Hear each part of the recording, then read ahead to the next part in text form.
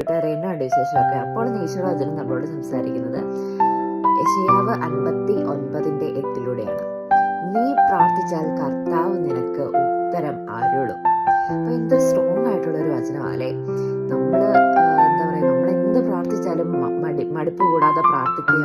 പലരും നമ്മളോട് ചോദിക്കും, എന്തോ ഇങ്ങനെ പ്രാർത്ഥിക്കുന്നത്, എപ്പോഴും പ്രാർത്ഥിക്കുന്നത്, എപ്പോഴും പള്ളിയിൽ പോകുന്നത്, നീ എന്തോ പ്രാർത്ഥിച്ചിട്ട് എന്ത് കാര്യം, ഒന്നും ശരിയാവുന്നില്ലോ.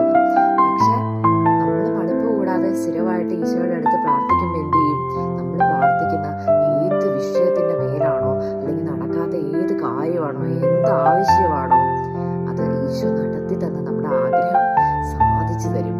അപ്പോൾ ഈ വചനത്തിലൂടെ നമുക്ക് എല്ലാവർക്കും പ്രാർത്ഥിക്കാം. നമ്മുടെ എന്തൊരു ആവശ്യത്തിന്റെ മേലും നമ്മള് പ്രാർത്ഥന എന്ന് പറയുന്നത് എന്താണ്, പ്രാർത്ഥന സ്വർഗത്തിന്റെ താക്കോലാണ്.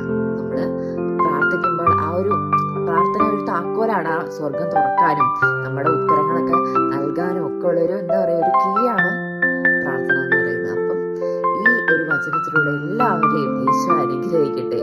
അപ്പോൾ കൂട്ടുകാരെ ഇപ്പൊ പോകുന്നു, പിന്നെ കാണാം. ബൈ.